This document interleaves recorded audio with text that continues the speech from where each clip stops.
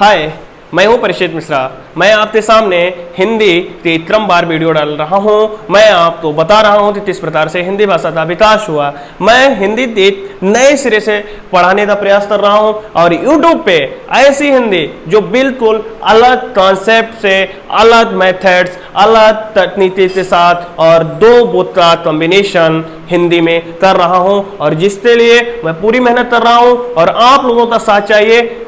जैसा कि आप मेरी पिछली वीडियो अगर आपने नहीं देखी है तो देखिएगा और हमारे चैनल को सब्सक्राइब कीजिए अगर हमारी कोशिश अच्छी लगी। मैंने पहले समझाया था किस प्रकार से हिंदी भाषा का विकास हुआ, हिंदी भाषा की विधियां क्या है, हिंदी भाषा की विशेषताएं क्या है, हिंदी भाषा के कौशल क्या है, व्याकरण क्या है, व्याकरण किसने लिखा है, तो व्याकरण कामता प्रसाद गुरु ने लिखा है। वर्ण क्या है, वर्ण के भेद क्या है, शब्द विचार क्या है, वर्ण विचार क्या है, वाक्य विचार क्या है, भाषा की सबसे छोटी इकाई क्या है, भाव के आधार पर भाषा की सबसे छोटी इकाई क्या है।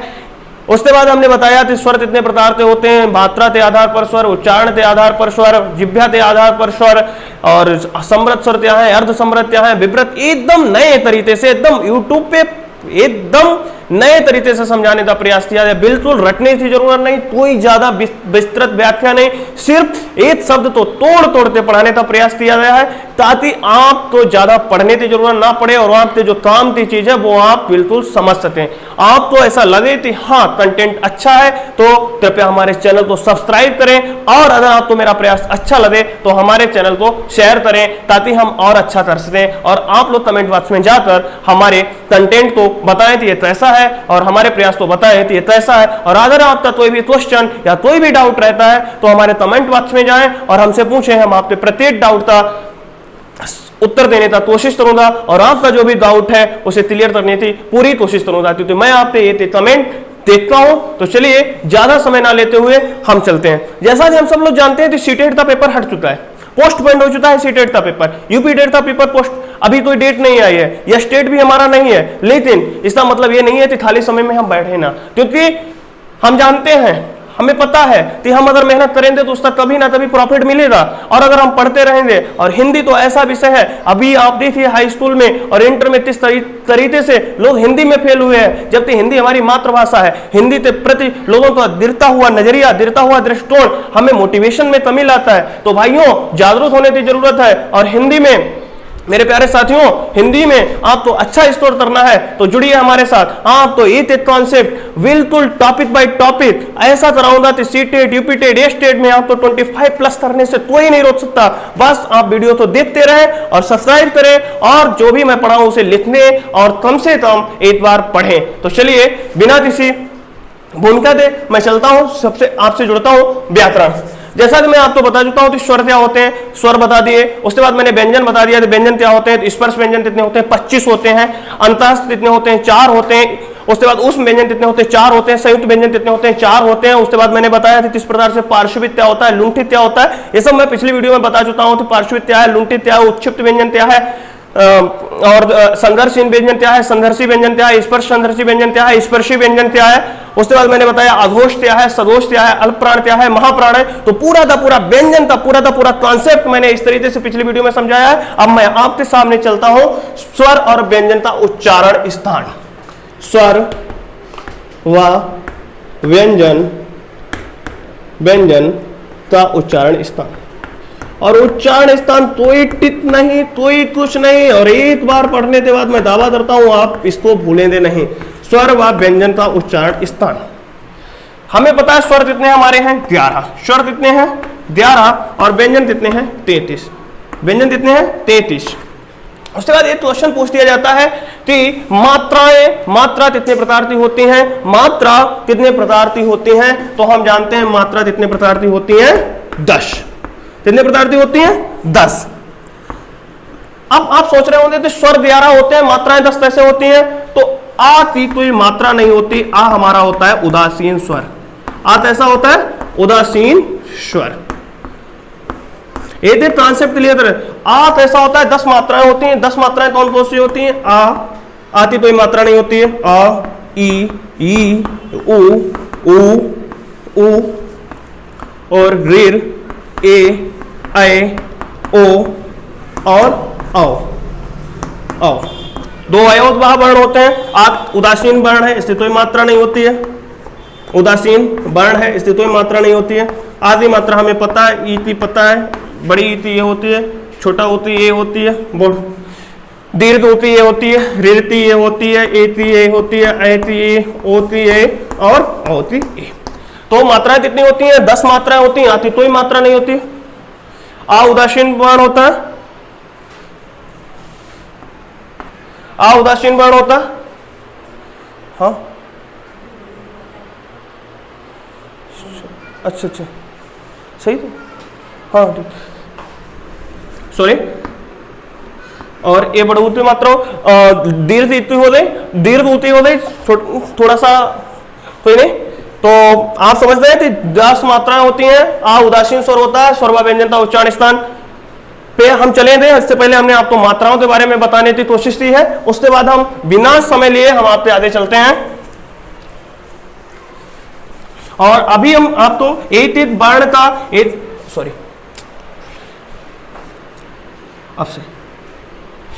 अब मैं आपको एक वर्ण का उच्चारण स्थान बताता हूं।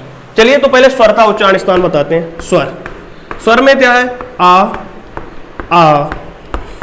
तो जब भी हम स्वर बोलते हैं सीधे स्वर का उच्चारण स्थान बोले आ और आ, दोनों तो हम जब बोलते हैं तो हमारे कंठ पर जाता है। ध्यान देना, आप लोग एक बार नहीं 2 बार बोलते देख लेना। आ और आ हमारा कंठ से बोला जाता है। कंठे वर्ण क्या कहलाते हैं? कंठे वर्ण वे कहलाते हैं जिन्हें बोलने के समय कंठ का प्रयोग, कंठ पर ज्यादा जोर देना पड़ता है। जैसे आ बोलते हैं तो हमें कंठ पर जोर देना पड़ता है, आ और आ। उसके बाद क्या होता है? ई और ई। उसके बाद हम आपको आधे ट्रिक बताने वाले, ई और ई। ई और ई जब हम बोलते हैं तो हमारी जीभ तालु में लड़ती जाती है। जिब्बे हमारी तरह तालु तो स्पर्श करती है, इसलिए ये कहलाते हैं तालु। तो इनका उच्चारण स्थान क्या है? तालु।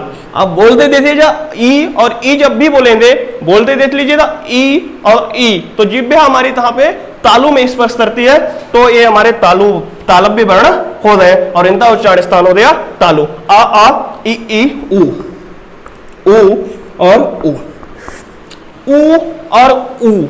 मतलब आप जब उ बोलते हैं, मैंने बताया था कि वृत्ताकार बन जाते हैं, उ और उ वृत्ताकार होते हैं। मतलब हमारा होठ गोल हो जाता है, हमारा होठ ऐसा हो जाता है, गोल हो जाता है, होठ आपस में जोड़ता है। हम उ और उ बोलने में सबसे ज्यादा किसका प्रयोग करते हैं? उ का प्रयोग करते हैं। तो उच्चारण स्थान में क्या हो गया? ओष्ठ, ओष्ठ। इसका उच्चारण स्थान क्या हो गया? उ। री का जब उच्चारण स्थान करते हैं तो री, री जब भी बोलते हैं तो मूर्धा, मूर्धा क्या स्थान होता है? ताल, जो हमारा ऊपर का जो तलवा होता है, जो कठोर स्थान होता है, उसका बीच का स्थान जो होता है वो मूर्धा कहलाता है। मुंह के बीच का स्थान वो मूर्धा कहलाता है। और जब हम री बोलते हैं तो हमारी जीभ मूर्धा से टकराती है, इसीलिए री का स्थान क्या हुआ? मूर्धा। क्या उच्चारण स्थान क्या हो गया? मूर्धा। और उसके बाद में एकदम नए तरीके से आपको अब हम आपको बता चुके हैं कि हम आपको 7 वर्ण का उच्चारण स्थान बता चुके हैं। उसके बाद आपको कुछ भी रटना नहीं है, कुछ भी नहीं देखना, सिर्फ याद रखना है। हमने बचा ए, आए, ओ और औ। हम जानते हैं ऐ ताहे से मिलते बना। हमने जब आपको जब हमने मूर्धा, जब हमने आपको स्वर पढ़ाए थे तो हमने स्वर में क्या बताया था कि ए तैसे संयुक्त स्वर, ये चारों तैसे हैं, तो ये चारों हमारे संयुक्त स्वर हैं। तो ए तैसे बना आ प्लस ई, आ प्लस ई। और आता उच्चारण स्थान क्या है? कंठ। आता उच्चारण स्थान क्या है? कंठ। और ई का उच्चारण स्थान क्या है? तालु। क्या है? तालु। तो हमें पता चल गया कि ए का उच्चारण स्थान क्या हो जाएगा? कंठ तालु। क्या हो जाएगा? कंठ तालु। हमें कोई चीज रटने की जरूरत नहीं, क्योंकि हम जानते हैं कि ये संयुक्त स्वर है, ये मिलकर बने हैं और आ और ई से हमारा ए बना है। तो ए और ए का उच्चारण स्थान क्या हो जाएगा? ए और ए का उच्चारण स्थान कंठ तालु हो जाएगा। उसके बाद ओ कैसे बना? तो ये भी हमारा संयुक्त स्वर है और आ प्लस उ से हमारा ओ बना है, ओ का निर्माण हुआ और आता उच्चारण स्थान क्या है? कंठ। कहां पर? ए आता उच्चारण स्थान क्या है? कंठ। और ऊ का उच्चारण स्थान क्या है? तो ऊ का उच्चारण स्थान है ओष्ठ। ऊ का उच्चारण स्थान क्या है? ओष्ठ।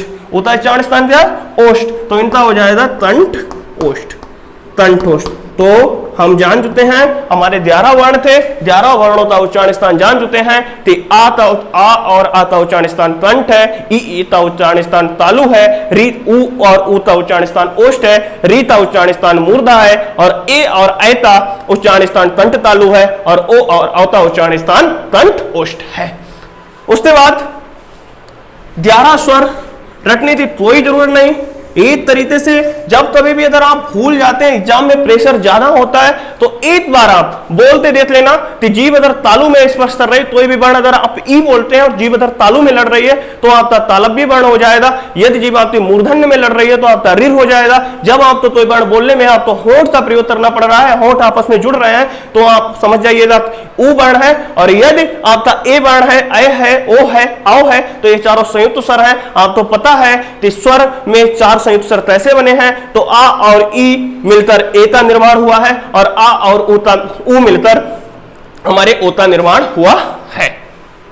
देखा है कि स्वर का उच्चारण स्थान किस तरीके से बिल्कुल सरल तरीके से हमने बता दिया था। किस प्रकार से स्वर 11 स्वर और 11 स्वरता ये क्रमित ढंग से हमने उनका उच्चारण स्थान बताया है। और कोई समय ना लेते हुए हम बता रहे थे व्यंजन। तो व्यंजन हमारे कितने होते हैं? व्यंजन 33 होते हैं, जिसमें वर्गीय व्यंजन कितने होते हैं? 25। और एक वर्ग में कितने वर्ण होते हैं? 5। कितने होते हैं? 5। वर्गीय व्यंजन कितने होते हैं? 25। और 25 होते हैं, एक वर्ग में 5 होते हैं, तो हमारे वर्ग कितने हुए?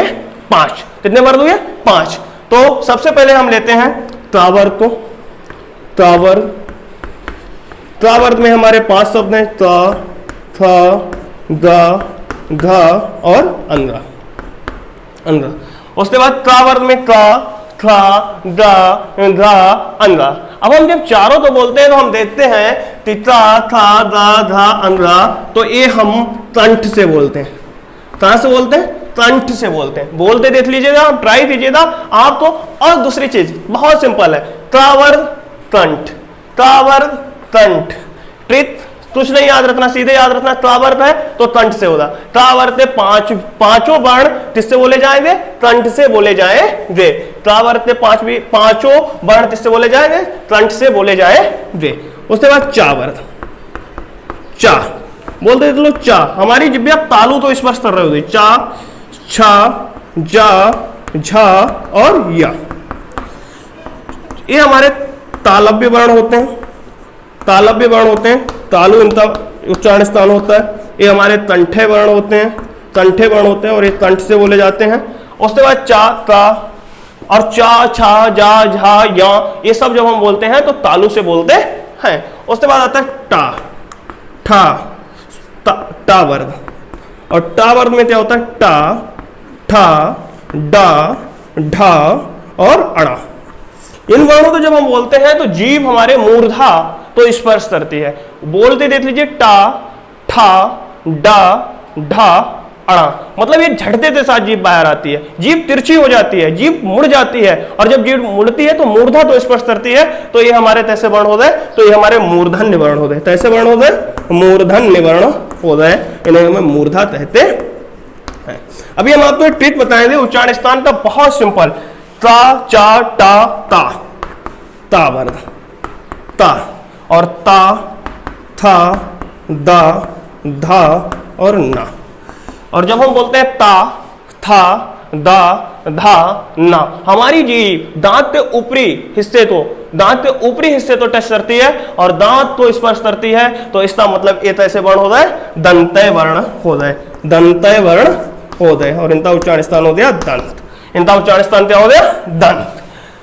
उसके बाद आता है कावर्ग हो गया, चावर्ग हो गया, टावर्ग हो गया, तावर्ग हो गया। उसके बाद आता है पावर्ग, पावर्ग। और पा में क्या होता है? पा, फा, वा, भा और मा।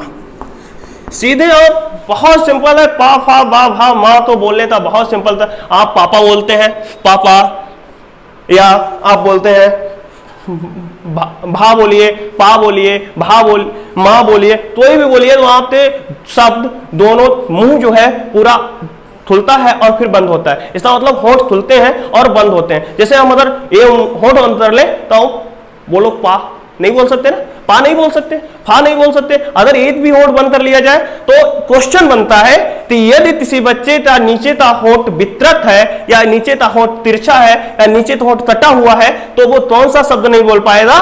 तो वो पा वर्ता कोई भी शब्द नहीं बोल पाएगा।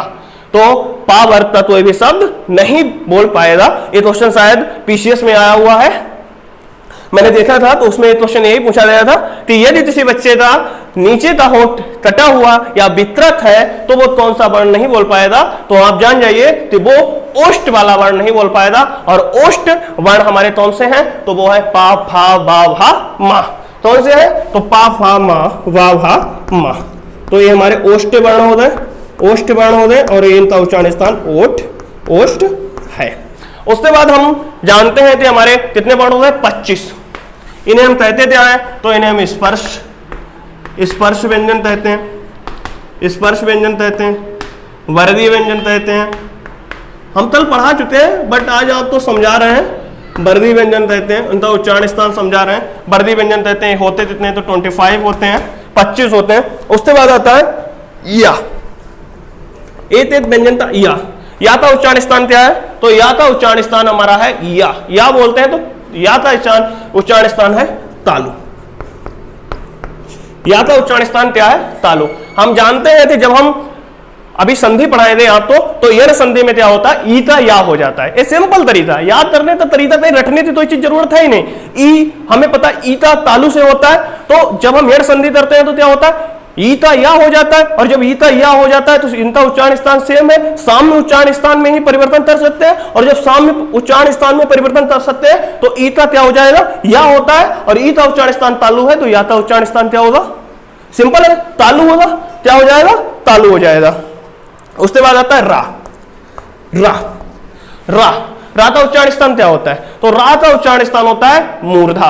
रा का उच्चारण स्थान क्या होता है? मूर्धा। रा का उच्चारण स्थान क्या होता है? मूर्धा।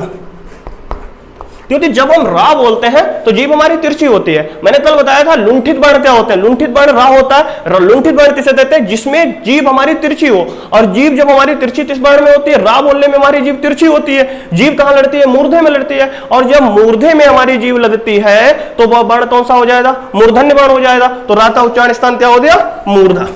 या का हो गया, रा का हो गया। और बा, बात मोस्ट इंपॉर्टेंट, वा मोस्ट इंपॉर्टेंट है। क्वेश्चन पूछ लिया जाता है कि वा का उच्चारण स्थान क्या है? तो वा का उच्चारण स्थान है दंतोष्ठ।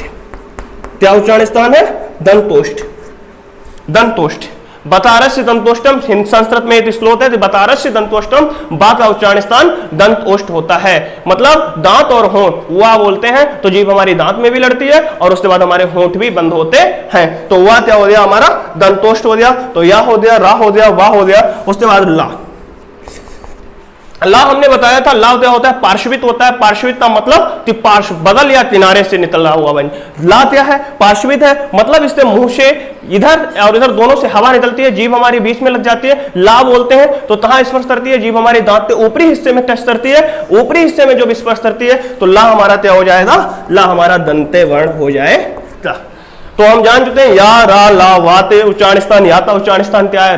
तालु है। रा का उच्चारण स्थान क्या है? मूर्धा है। वा का उच्चारण स्थान दंतोष्ठ है। और ला का उच्चारण स्थान दंते है। कुछ याद करने के लिए ये सिस्टमेटिक तरीके से चल रहा है। उसके बाद हमारे बचे हैं सा, सा, सा, हा। सा, सा, सा, हा।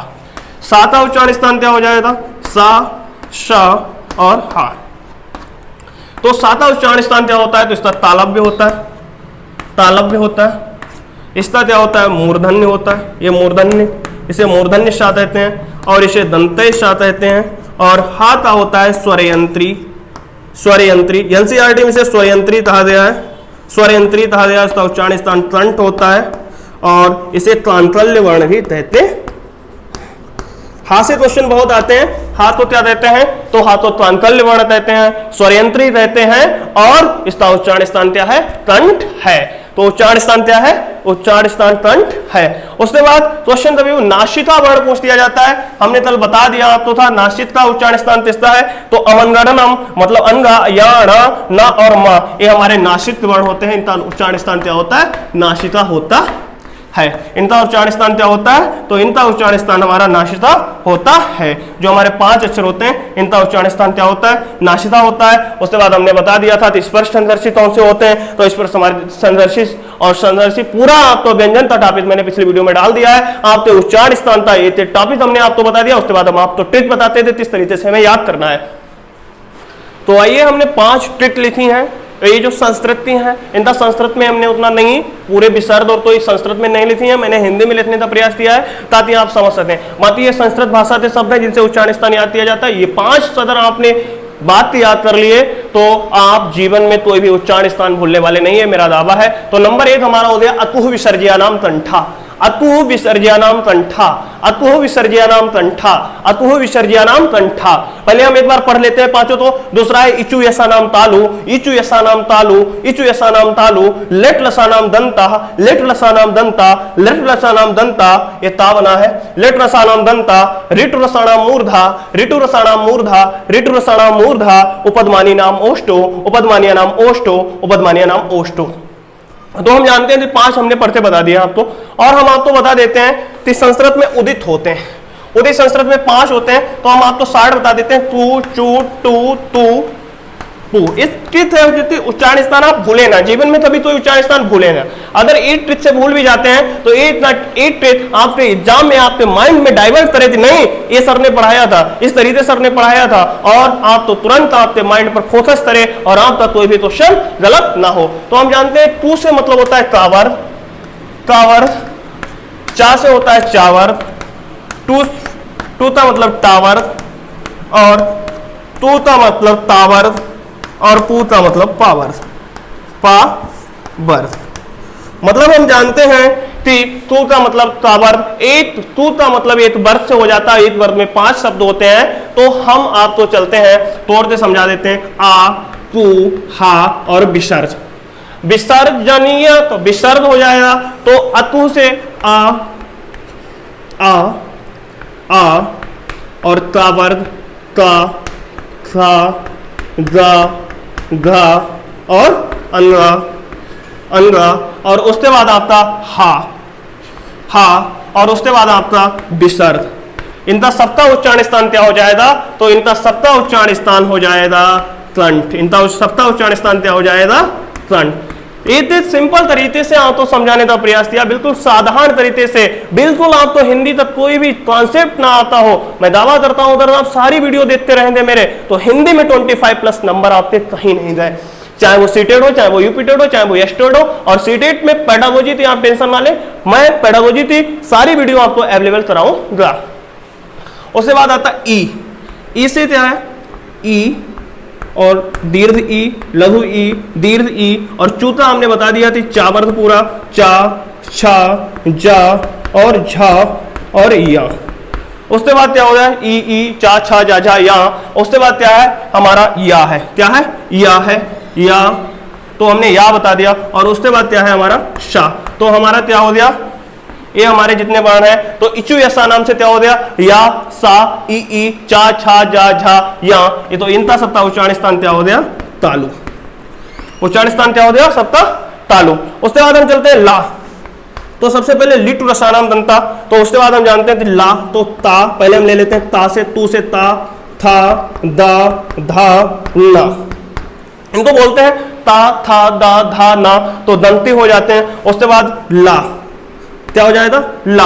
और लिटु रसानाम दंता, लिटु रसानाम। और इस लिटु रसानाम दंता, तो ये सा जो होता है ये हमारा दंती होता है। ये साथ ऐसा होता है, दंती होता है। तो हम जान चुके हैं ता, था, दा, धा, ना और ला और सा हमारे दंते वर्ण होते हैं। तो लिटु रसानाम दंता। उसके बाद ऋतु रसानाम मूर्धन्य पे हम चलते हैं, तो री।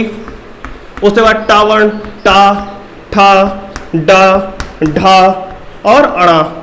और उसके बाद हम ये वाला सा, और इस मूर्धन्य सा होता है, इसे सतवार बोलते हैं, सतवार, और ये मूर्धन्य सतवार है। और उसके बाद रा।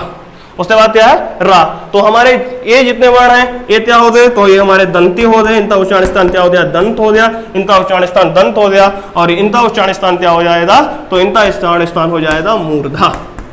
इनका उच्चारण स्थान क्या हो जाएगा? मूर्धा। उसके बाद बचता है ऊ, दीर्घ ऊ, लघु, लघु। उसके बाद पू से पा, फा, वा, भा और मा। और उसके बाद क्या आता है ऊपर, तो हम उ उ पा फा बा भा मा, और ये सब क्या हो गया हमारे इनका उच्चारण स्थान क्या हो गया ओष्ठ। एक सिंपल तरीके से आपको समझाने की कोशिश की है ताकि आप एग्जाम में बिल्कुल कंफ्यूज ना हो। तो अब आप इसका स्क्रीनशॉट ले लीजिए और मैं आगे चलता हूं। आप लोगों ने देखा कि किस प्रकार से हमने उच्चारण स्थान को एक नए तरीके से आपको बता दिया, कौन से कंठे वर्ण होते हैं, तालव्य वर्ण कौन से होते हैं, मूर्धन्य वर्ण कौन से होते हैं, दंते वर्ण कौन से होते हैं, दंतोष्ठ क्या होता है, कंठ तालु क्या होता है, कंठोस्थ क्या होता है। एक कॉन्सेप्ट तो मैंने बता दिया किस प्रकार से क्या होता है। इस प्रकार की सारी वीडियो आगे नए स्टेप से नए तरीके से पढ़ाने का पूरा प्रयास करूंगा। तो सब्सक्राइब कीजिए हमारा स्टडी प्ले चैनल और बेल आइकन को दबाइए। और अगर हमारा प्रयास आपको अच्छा लगे तो प्लीज कमेंट में बताइएगा। और अगर आपका कोई भी डाउट है तो कमेंट बॉक्स में जाकर हमसे डाउट पूछिएगा, हम आपका डाउट क्लियर करने का पूरा प्रयास करेंगे। उसके बाद अगर हमारी वीडियो आपको अच्छी लगती है तो अपने अन्य मित्रों के साथ शेयर करें ताकि उन सबका भला हो सके। क्योंकि यदि आप अपने एक प्रयास से आप किसी का भी भला कर सकते हैं और वो भला आपका निश्चित तौर पर एक सीट दिलाने का प्रयास करेगा, गवर्नमेंट सीट दिलाने का प्रयास करेगा। और दुनिया में सबसे अच्छा काम ही यही है कि दूसरे की मदद की जाए। दूसरे की मदद करना दुनिया का सबसे बड़ा काम है। अगर हमारी वीडियो शेयर की जाती है, दूसरे तक हमारी बातें पहुंचती हैं, तो हमारा नॉलेज उसके पास पहुंचेगा, उसके काम आएगा, तो वो आपका भी नाम लेगा और कहीं ना कहीं हमारा भी उससे कुछ ना कुछ हमारा भी उससे प्रॉफिट होने वाला है। तो मेरी आशा है आप लोग अच्छा करेंगे और मेरा अदर कंटेंट अच्छा है, मेरा पढ़ाने का तरीका अच्छा है, टीचिंग एप्टीट्यूड अच्छे हैं, टीचिंग एप्टीट्यूड अगर मेरा अच्छा है तो आप मेरे चैनल को सब्सक्राइब कीजिए, शेयर कीजिए। जय हिंदी।